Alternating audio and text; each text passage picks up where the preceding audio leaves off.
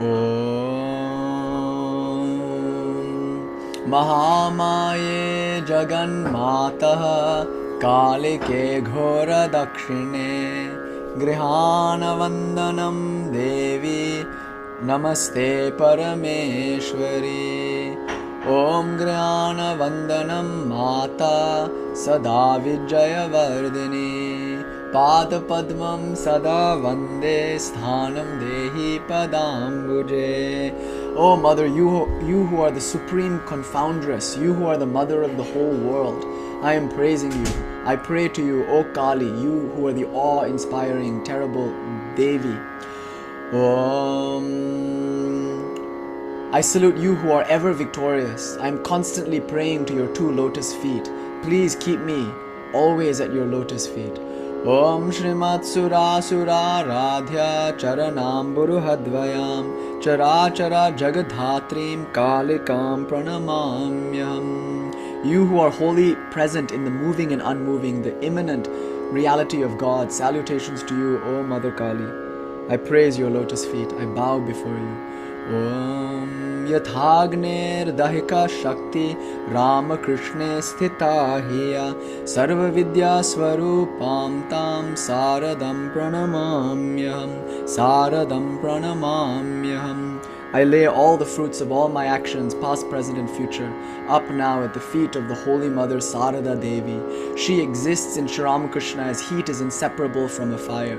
She is the embodiment of all the knowledge and all the forms of the goddess. Salutations to that goddess Sarada Devi. May all this be an offering to her. Om Shanti Shanti Shanti Harihi Om Tat Sat.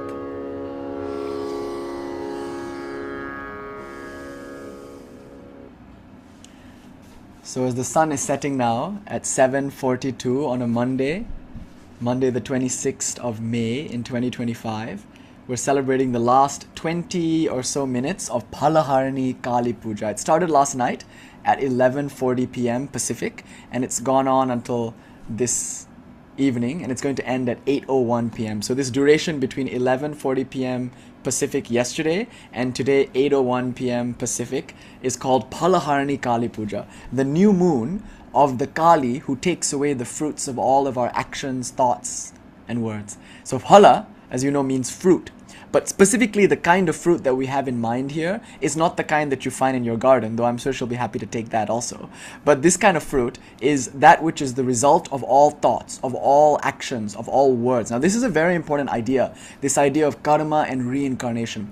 Everything that I think leaves an impression upon the subtle body. Now remember, this entire universe is an appearance within consciousness, of consciousness, and it's mediated by the apparatus of mind and body. And you know what the body is? It's nothing but a part of the mind, or it's an expression of the mind. So prana, energy, which is inseparable from consciousness, expresses itself as the intellect, as the mind, and through that a body is projected, and through that body an entire universe is projected. Like in the 5th verse of the Kaula Sutra, we learn that the first transformation of consciousness is prana, and that prana, energy, expands to become the universe. Tat prapancho vishvam, it says in the Kaula Sutra. So this entire universe is nothing but energy, naturally.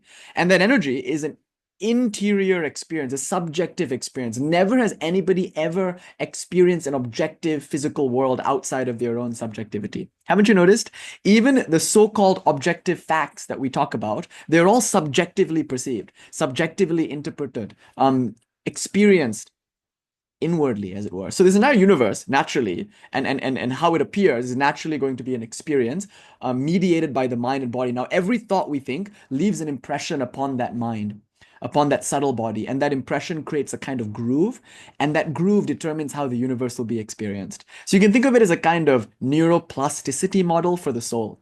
Every thought I think changes the reality I experience because it leaves behind an impression known as a samskara, and that samskara will flower, it will fruit into some future thought. And so every thought is caused by some other thought, and like that there's an innumerable series of thoughts connected in this causal chain. So this thought that I'm thinking now, it is coming as a consequence of some previous thought, which in turn came as a consequence of some previous thought. Like that, this is called karma. Karma means an action and a reaction. Karma means a thought, the impression left over from the thought, and the way that impression turns into future thoughts of a like kind. Now, what do thoughts become? Usually words. When I think something on the level of my mind, that soon gets articulated on the level of speech. Now, those of you who are studying Tantra very closely, you'll notice that the Tantric tradition has a lot of reverence for the spoken word. Not just the spoken word, but the mentally articulated word. See, the goddess, the ultimate reality in our tradition, is called Vaishakh, Kali. Another name for Kali is also Para, the supreme Vak or Vach. Vak means word, Vach means speech. So Kali, she is garlanded with heads, but these heads represent speech. They represent the varnas or the matrikas, the phonemes of the Sanskrit language with which she manifests and projects the universe. So speech is very important. And so even ordinary mundane speech, Vaikari Vak, we call it, is very important because it affects the way we perceive ourselves and the world around us. The kind of language that we use is, in a sense, determinative of the experience that we're going to have. Kind of like a linguistic determinism model, just on the level of speech. So I can change my reality, I can change my experience by changing the way I choose to talk about it and the way I choose to think about it. So thoughts obviously have a word aspect. Thoughts are like a conglomerate of like impressions, but also images, but also thoughts. And usually those thoughts become the things that I say. Sri Ramakrishna, he would often say, if you eat radishes, you'll burp radishes. So in that sense, you can kind of tell what a person ate by the smell of their breath. In that same way, you can kind of tell what a person is thinking about based on what they're always talking about. And haven't you been to those family gatherings? What do they always talk about? Usually food. Right? Because usually we humans, we're like chipmunks. We're always thinking about food. And so naturally, when we get together at the barbecue over Thanksgiving turkey or something, we're talking about all the restaurants that we went to that year and all the things our auntie cooked and all the things that she didn't cook and etc. etc. We're always thinking about food and we're always talking about food. And if we're not talking about food, what are we talking about? Usually politics, right? Usually sports, because these are the things that we're thinking about. We're thinking about politics, sports, food, and naturally, because these are the things that we're thinking about, these are the things that we're talking about. This is a very important point. You can tell a lot about a person based on the words that come out of their mouth, because you can tell what their importance in life is, like what their values are, what their priorities are. For instance, let's say, it's raining one day and you decide to go into a cafe just to avoid the rain. You step into a cafe and then you start talking to a stranger who's also there at the cafe and you say, wow, it's really raining outside. And then he, she, they, this person looks at you and says, yeah, it's probably good for the plants. Immediately, you know what they're thinking about, what kind of person they are. They probably have a garden. That's where their mind is. So speech is very important because it too, like a thought, leaves an impression. Arguably, a few thoughts put together becomes a word. And that word leaves, in some way, a much more powerful impression. Like the thoughts come and go very quickly. They leave impressions, make no mistake. But when those thoughts are articulated as words, then that impression is so much more there. And then when those when those words become actions, then those impressions become somewhat indelible. Then they become very determinative of some future action. This is what we call a habit. So when we think certain thoughts, when we say certain words, when we do certain actions, we, in a sense, determine the kind of experience we're going to have of this body, of this mind, of this world, of other people. This is called karma. And with each action, we're sowing the fruits of some future reaction. If they're not all enjoyed in this life, then in some future life, we must reap the fruits. Because after all, like think of it in terms of like a very scientific point of view. If every cause has an effect, then how could it be the case that I initiate certain causes in life whose effects I never experience? You see, so the psychological core of karma is that if I do things in this life, I have to reincarnate in order to more fully experience the outcomes of my actions. And this life itself is the effect of some previous cause. So like that, every action has some cause, and this itself is caused by some previous action. This is what we call samsara, this wheel of coming and going. So as long as I'm thinking, as long as I'm speaking, as long as I'm moving around, there will naturally be these impressions called samskaras. And as long as those are there, they will continually project me into future births in which I go again and again through this cycle of samsara. And samsara literally means coming and going, which means it's the alternating of pleasure and pain, happiness and sorrow, etc. It's synonymous with dvandva, duality. And so in the beginning, as I was saying in that Instagram post a few days ago, in the beginning, actually, this is quite wonderful. you want to play the game for a little while. The soul thirsts for pleasure, but very soon understands that all pleasure in the world, all the pleasures of the senses, all the pleasures of the mind, even the most refined artistic and poetic pleasures, as long as they are confined in the realm of Maya, they're subject to time, to change. This is the Buddha's great teaching. Shanikam, Shanikam, Sarvam Shanikam. Everything is so momentary. It comes and it goes just like that. And because of this, we suffer. Because we're looking for infinite, eternal happiness in the finite, temporal things of the world. And therein lies the rub. So sooner or later, a soul wakes up to this. The jiva, the individual embodied soul, eventually comes to this conclusion. All pleasures come wearing a crown of thorns. I want to enjoy, but I end up getting enjoyed. I want to use, but I end up getting used. I'm pursuing pleasure, but I end up getting pain. Right?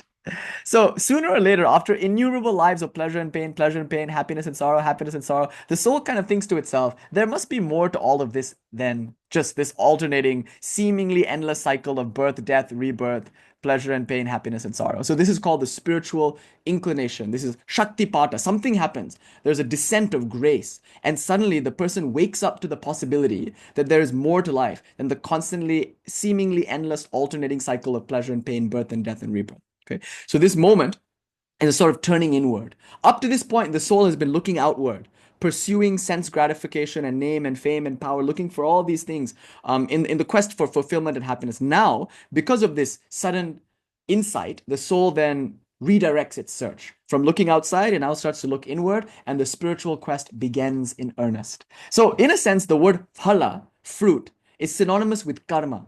Not just in thought, in word, and in deed, but in the reactions that those thoughts, words, and deeds cause, which often further enmesh us in this glittering spiderweb of Indra, in this constantly perpetuating cycle of attachment and suffering. So therefore, when we think of Ma, we think of her as Phalaharini, she who takes away the fruit of all our karmas, past, present, and future, committed by us consciously or unconsciously in this life or in previous lives. It's very much like confession. You know, when you go in and you just like confess your sins, and then ideally you come out and you feel refreshed and unburdened and light, and therefore you're less likely to do those same things again.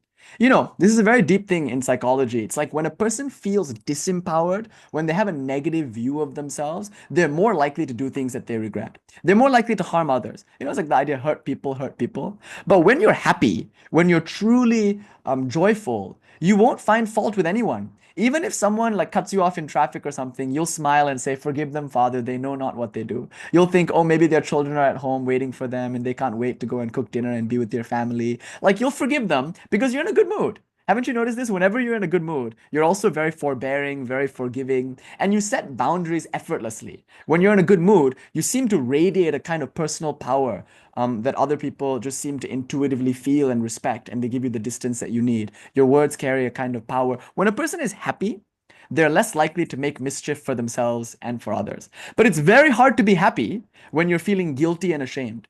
And it's very hard not to feel guilty and ashamed when you consider all the things that you've done in the past life and in this life.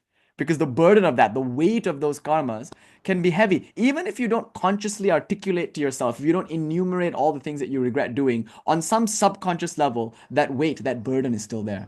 So you can imagine when the Christ dunks your head underwater and proclaims that you are free of all karmic debt, imagine that feeling of joy and lightness that would come when someone like that forgives you. And that kind of forgiveness is very important because like just lifting that psychological weight of the inexorable karmas of past, present, and future, that itself makes it less likely that you further ensnare yourself in karma. Do you see the psychological hack here? So when you're not feeling ashamed, when you're not feeling guilty, you're less likely to do things that cause you to feel ashamed or guilty. You're less likely to do things that you regret.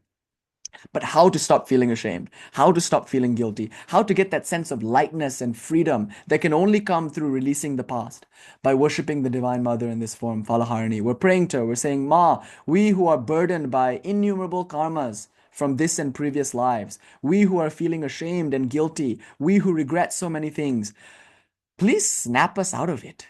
Please come and forgive us. Please come and take away all of these karmas, destroy the fruits of my actions, that I may be made anew in this moment, now itself. May this be a singularity in my life, and may this be the first moment for the rest of my life. So today on the new moon, Phalaharini Kali Puja, we have this deep faith and conviction that Mother has come and devoured heartily all our bullshit, all our karmas from past, present, and future, in waking, dreaming, and deep sleep, in thought, word, and deed, committed consciously or unconsciously. Today we should feel wholly cleansed, wholly freed, light, joyful, born again, if you will. So, Phalaharini Kali Puja. So today we think of Ma in the form of the remover of the fruits of action. It's one of the three big Kali Pujas of the year, as you know. And remember, Amavasya, meaning new moon, is very important for Mother Kali. It's like the best day to worship her. Although every day is a good day to worship her, the new moon is especially good for the worship of Mother Kali. Being the darkest night of the month, it's a particularly good time to reconnect with one's own darkness, with one's own shadow, and to deify it, to divinize this darkness as the terrifying goddess Kali, to propitiate this darkness and recognize the light that shines within it, though the darkness comprehendeth it not. So, with that said, we worship Kali with gusto all the time, every day. No time is a bad time to worship Kali. As Sri Chaitanya said in his Shikshashtakam, his 8 verses on instruction, no times are set, no rites are needful for the chanting of thy name. So vast is thy mercy. O Lord, in each and every name thy power resides. So you've heard from Sri Chaitanya and from other masters that like anytime you want to worship Kali is a good time to worship Kali. She herself says so in the Devi Bhagavatam. The Divine Mother herself in the form of Bhuvaneshwari says, anytime you worship me, I will gladly and lovingly accept that worship, she says. But then she adds, as a kind of aside, but I particularly like new moons. So although any time is a good time to worship Kali, in our tradition we have the faith that new moons are particularly good for the worship of Kali. And some of you who are sensitive can feel that there's something in the air during a new moon, which makes it a very good time to connect to the energies of Kali and Bhairava and the cremation ground and whatnot. So today is a new moon, or at least it is until it will stop being a new moon in about 4 minutes. But right now it's a new moon at this very moment. And it's been a new moon since 11:40 p.m. last night. So this new moon, of the 12 new moons in the calendar year, is one of the top 3 for the Divine Mother Kali, the Phalaharini Kali Puja. The other one happens in the month of Pausha, so it's like in January and February. It's called the Ratanti Kali Puja, and the next one coming up is called the Shyama Kali Puja. And each of them have their own distinct flavors, and they're all important for different reasons. But these 3 are perhaps in the calendar year the best times to worship the Divine Mother. Now, at a certain point of spiritual maturity, we dispense with all rules, all formalities, all observances such as this. For us, every day will feel like a viable time to worship the Divine Mother. In fact, every place will feel like her temple. The whole world will be transformed to a cremation ground, and we'll see her everywhere, in all things, as all things. That's a certain stage of our spiritual practice where it will actually tangibly feel like Mother's presence is here, regardless of where I am or with whom I spend my time. I always feel her. I always am tangibly connected to her. That feeling will come as a result of sincere spiritual practice. However, we have to be very honest with ourselves. Until that non-dual state arises in which we recognize God in all places, in all things, at all times, until that blessed state arises for us in actuality, right now we have to acknowledge that certain people, certain books, certain music, certain movies, certain food, and certain places have the effect of inspiring us spiritually more than certain other people, other books, other places, other times. We can't really ignore that there's something to the Kali temple. There's something to a holy place. There's something to a holy person, to a satsang. There's something to a holy book and to a holy song. Like these things stir the soul in a special way. Although God seems to be in all things, as all things, she seems to be particularly manifest in the presence of a holy person, a holy community, a holy book, a holy song, and a holy day. You see, holiday. Today is Memorial Day, so we're remembering Kali, the holy day. So it's a holy day because of certain astrological reasons, maybe. Who knows what the reason is? It really could come down to what planets are in what positions at what times. But in any case, those holy days, it's undeniable that her presence might be more palpable on those days. Those holy people, it's undeniable that while God can be found anywhere in her kingdom, she's most likely to be found in the courtroom. And where is that if not in the heart of a sincere devotee? So if you go near a real lover of Kali, you will feel Kali more strongly than when you're shooting the breeze with some stranger at the bus stop. She's there too, in the bus stop, in the stranger, in the bus, in the streets. However, at this stage of development, we have to be honest and acknowledge that certain people have a positive effect on our spirituality, whereas other people can sometimes maybe have, not to say a bad effect, but maybe not that helpful of an effect. So we have to acknowledge this difference without ever saying that anything is bad or wrong. We have to acknowledge that certain places and certain times and certain people are preferred.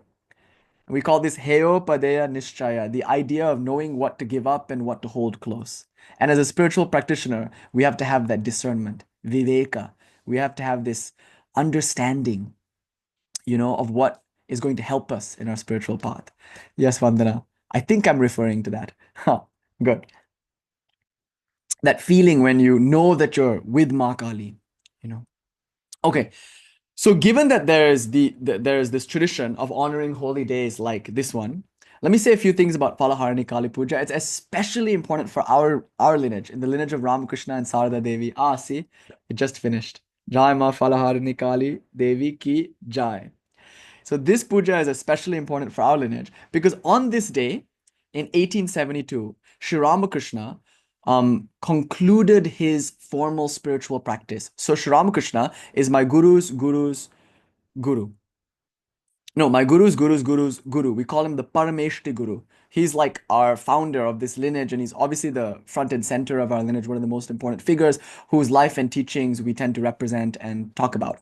So he did 12 years of intense spiritual practice, and I'll talk about this more later. And at the end of those 12 years, he consecrated and dedicated all of those practices in this very special worship. And we all know the story, but it's worth telling. It was 1872. It was exactly this day. It was a new moon night in the month of Vaishakh or Jyeshtha, depending on what calendar you're on. And at that temple, obviously it's very busy on this day.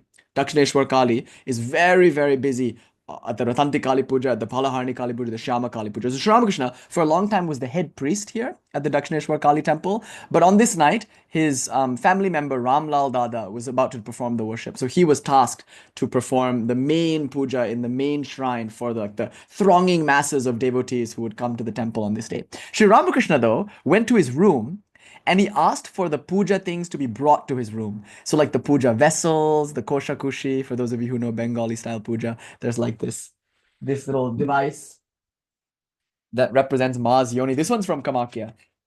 But this little device, it's called the kosha kushi. This is the kosha, this is the kushi, and we use it to offer water. And it's a very important part of the puja. So like vessels like this, the kosha, the kushi, a plate of flowers, a plate of sweets, like all the things that you would need for the worship. Sri Ramakrishna asked for them to be brought to his room on that new moon night, that fateful new moon night in 1872. So they were all brought, and then he had this like wooden platform also brought, and he placed that in front of him. And he sat down with all the various articles of worship, the plates of flowers, the plates of fruits, etc. And he sat down for his worship. And then just a few steps away from his room was the Nahabat, where the Holy Mother used to stay. So the Holy Mother, as you know, is his wife. His consort, his Shakti, and she used to live just outside of where he was. So he was in his little room, and you can look across the path, and you can see Holy Mother's place there. So she was there, and he was here, and then he had her called over. So she came, and she sat down and he started going through the preliminaries of the worship. Like you saw earlier, a lot of those mantras were the mantras that he himself was chanting. Well, those are the same mantras that have been passed down throughout the tradition. So he started chanting these mantras and doing the preliminary purifications, purifying the flowers, purifying the space around him, purifying and doing bhuta shuddhi, and all these things that we do in the puja before we start worshipping. And as he's doing the worship, the air in the room is becoming very charged because, he was a master pujari. For him, it wasn't just a formality. He worshipped like he meant it. He said the mantras like he really meant it with a kind of divine fury. He would chant the mantras and he would worship with such longing and such intensity. So when he performed these kinds of pujas, can you just imagine how it must have felt? They say when he cast the circle of fire, which is something you do in your mind, you visualize a circle of fire protecting the space. They would say his skin would get singed because so powerful was his visualization, so strong was his identification with his creative, imaginative faculty that immediately change occurred. You could say he's a master manifester, to use modern New Age language here. So he had this power of doing puja with real sincerity. And so, of course, you can imagine while he's performing this puja, all around him, the air is crackling with potential and with power. And so naturally, Holy Mother starts going into a kind of semi-conscious state, a sort of trance state, if you will, because of the power of this preliminary purificatory rite. Then, and this is unthinkable actually, because Holy Mother is so shy. She's so reserved. She's lajja vibhushita. She's adorned with the beautifying factor of modesty. You could say she's a very quiet presence. Real power doesn't need to assert itself, as my friend Bindu Devi said earlier today. So she's just kind of like sitting in the corner. But then suddenly, Sri Ramakrishna, after he finishes some of these preliminaries, suddenly he calls to her, he beckons to her, and he asks her to come and take a seat on the wooden platform. So remember, he's in his room and there's no deity there. He doesn't have a yantra. He doesn't have an image of Kali or anything like that. He doesn't have a picture of Kali. He's just sitting down in front of a wooden platform and he's just like doing these preliminary pujas with his wife sitting and watching in the corner. And then suddenly there's a pivotal moment where he invites his wife to come and sit on the wooden platform. So then Sarada Devi comes, and the fact that she even agreed to do this is interesting because, like I said, she's very shy, she's very reserved, she's very bashful, but unquestioningly, unthinkingly, moved by a divine inspiration, she just got up, walked over to the wooden platform, and sat down. And now that Sri Ramakrishna had performed all the preliminary rites, it was time to worship the mother in the living, breathing form of his wife. Now, this is the Tantric Puja par excellence. Even today, it's performed in the form of Kumari Puja, where we worship like little girls, and Kumara Puja, little boys like that. Prepubescent girls and boys who are seen as the, super innocent, like manifestation of God. They're worshipped as God in places like Nepal and all over India. This is not unknown, the Kumari Puja. It's a very important part of Tantra. But the worship of one's consort, one's husband or one's wife or one's partner, not to use gender binary terms here, but one's consort, I think, is a good term. So the worship of one's tantric partner, that's, of course, there's a precedent for it, obviously. Like we talked about the Kaula Yaga in the Tantra Loka of Abhinavagupta, where there's a sort of partnered practice. It's a very mysterious, very esoteric practice, but the important element here is that God is worshipped in a living, breathing person, not in a yantra, not in a vigraha, not in a picture, not in any kind of symbol, or not in any kind of device, but like in an actual human being. So this is an important moment. So Sarada Devi comes and sits down and he starts saying the various mantras to worship the goddess in the form of his wife, and she naturally goes into a trance. In other words, she enters into samadhi, a state of divine absorption, because as Sri Ramakrishna invokes the goddess into Sarada Devi, she remembers that she is the goddess and she's now completely identified with her true nature as Ma Shodashi. Before that, obviously she was the goddess, but maybe she didn't recognize that she was. And now in this puja, Sri Ramakrishna pretty much holds up a mirror. And then she looks into that mirror, the mirror of mantra, if you will. He says a few mantras, and those mantras remind her of her true reality. It's called pratyabhikya, sudden flash of insight. And when she's reminded of who she truly is, naturally she becomes absorbed and enters into what we call samadhi, divine absorption, a very rarefied state of meditation. So she's there, absorbed, and then he's doing this worship, and then he starts to become intoxicated. He enters into a semi-conscious state, a trance state, and then finally he too goes into samadhi. And at this point, Sri Ramakrishna is in samadhi, and Holy Mother is in samadhi. This is what puja really is. The pujari, the worshipper, the puja, the worshipped, and the puja, the act of worshipping, all three have merged into one.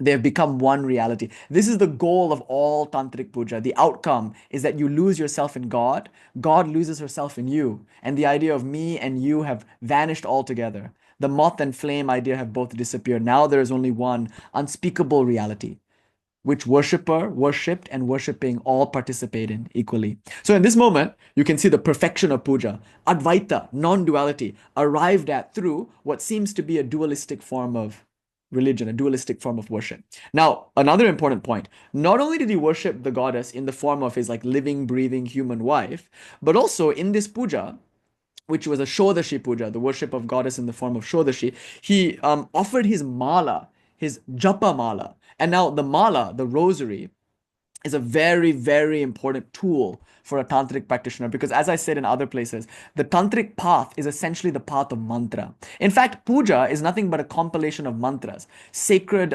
formulae that are said in a particular sequence for a particular purpose to evoke a certain state of consciousness. So the puja itself is a compilation and sequence of mantras. But of all the mantras in the tantric world, the most important mantra is the mantra that your guru gives you at diksha, at initiation. You get this mantra called the Ishta mantra, and that mantra is considered to be one and the same with the deity to whom it is attributed. So if your guru gives you a Kālī mantra, then you think, this mantra that I got from my guru, it is non-different from the deity which it describes, which it calls out to. So nama, namni, abhed, the name, the mantra, and that which the name is referring to are one and the same reality. Isn't that a beautiful idea? So the mantra, this is called the Ishta mantra, or the Guru mantra, is perhaps the most important mantra in this tradition, which is all about mantra, which is all about sacred acts of speech. Okay, so Sri Ramakrishna obviously would chant his Guru mantra all night and perhaps all day. I mean, it's understood that all night long he would sit in some jungly area and just repeat the mantra over and over. I've seen his mala. They have it at M's house in Kolkata. It's available. You can see it, Sri Ramakrishna's mala, and it's like smoothed down. You can tell how much he must have chanted on this mala because the rudraksh, the seeds that are typically used to make these garlands, these rosaries, it was worn down with like innumerable repetitions of the mantra. He's thumbing his rosary all night long. He's sitting naked in the jungle, thumbing the rosary and just chanting to the Divine Mother Kali. So that mala, which is so central to the practice, which represents the Ishta mantra, which represents the heart of the sadhana of the spiritual practice, that mala he put at the feet of the Divine Mother Kali, formally surrendering the fruits of all his spiritual practices at her lotus feet. So you could say this was the formal end of 12 years of Sri Ramakrishna's intense, it's mind-bogglingly intense, by the way, intense spiritual practices. And he offered up all the fruits of that at the feet of the Divine Mother, Holy Mother Sarada Devi. You guys, just give me 1 second. Isn't it beautiful? We lit all the ghee lamps, and then right at 8:01, not to like get into some magical thinking here, but right at 8:01, the ghee lamp just went out on its own. Isn't that beautiful? Around that time, I don't know if it was right on 8:01, but like here we are, and it just went out. So just give me 1 second. I'm just gonna go. Do you mind? I'm just gonna go and like light it again. I'll come back. 1 second. All right. Let there be light, I guess. Okay, back to our story. So Sri Ramakrishna gave up the fruits of all his spiritual practice at the feet of the Divine Mother Kali. You can imagine he might have probably chanted that. He might have chanted that mantra. Om Guyati Guya Goptri Tvam Grihana Smatkritam Japam Siddhir Bhavatu Me Devi Tvat Prasadan Maheshwari. That's the mantra we chant when we're offering japa, when we're offering the fruits of our spiritual practice. It says, Guyati Guya Goptri Tvam. You are the Goptri, the protectress of that which is most secret and most sacred. Guya Ati Guya Goptri Tvam. Grihana Smatkritam. Oh, Mother, please accept this japa, this remembrance. And Siddhir Bhavatu Me Devi, perfect this mantra, perfect me, give me the fruit of chanting.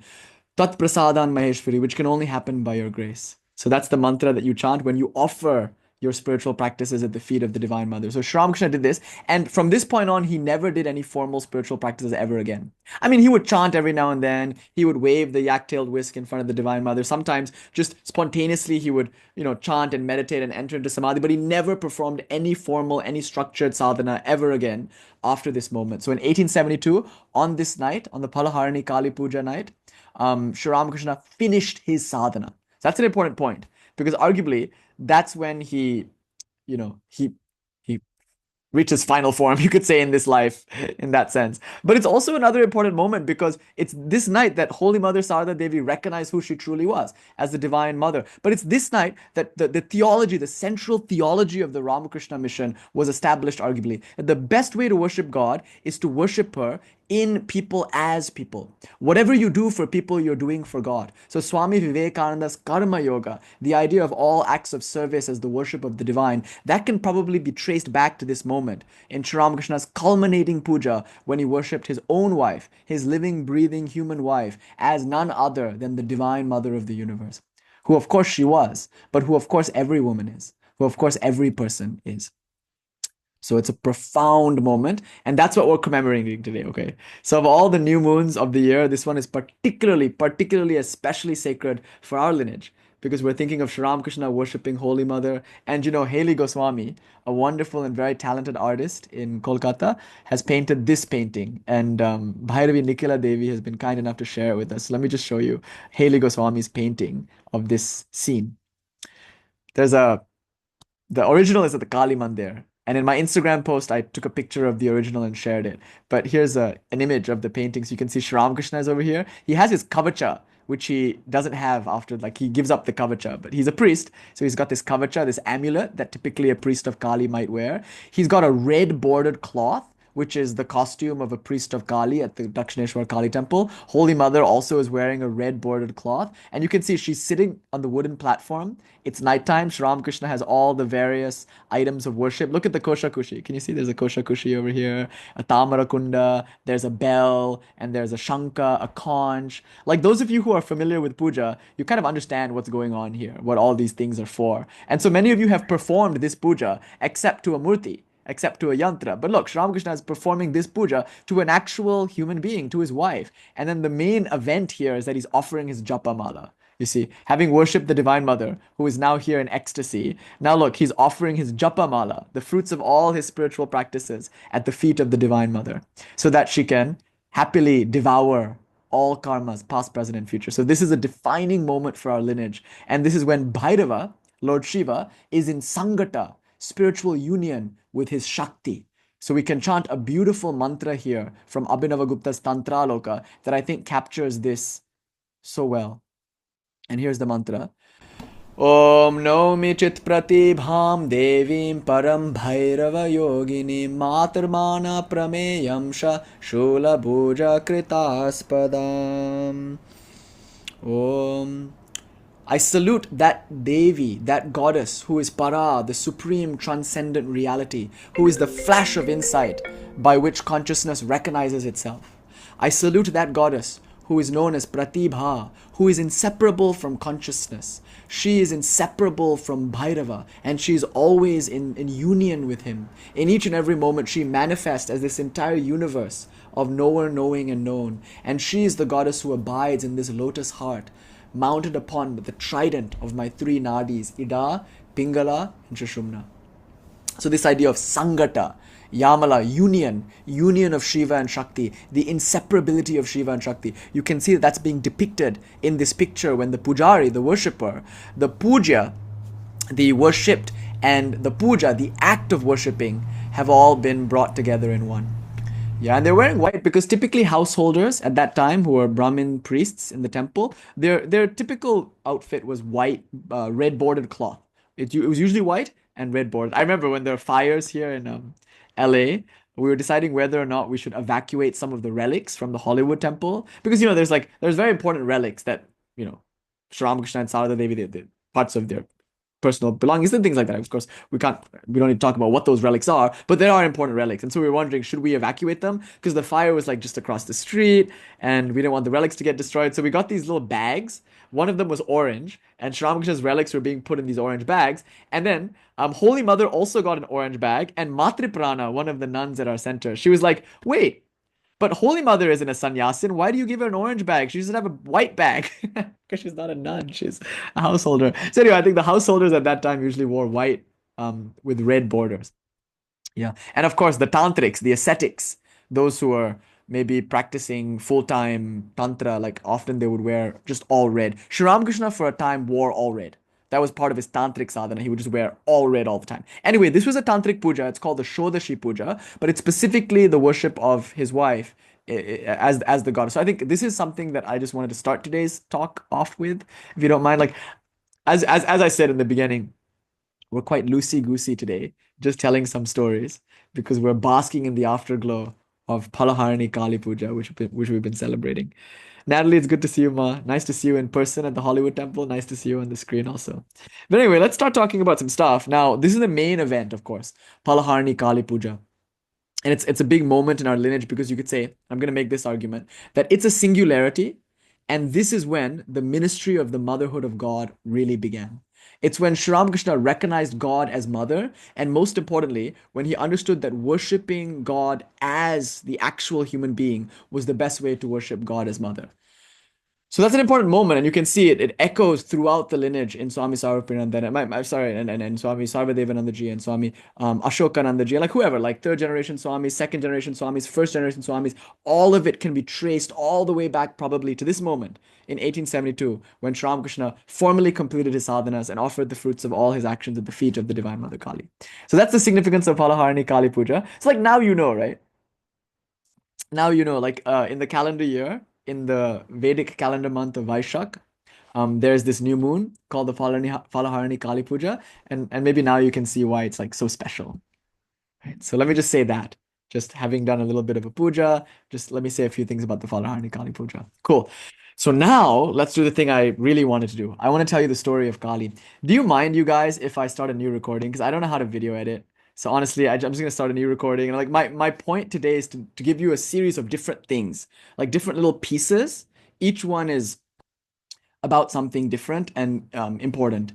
And so there's two more pieces. The next piece is going to be a history, a short story of how Kali came to America. And then the piece after that, if you have some time for it, is going to be a little reading.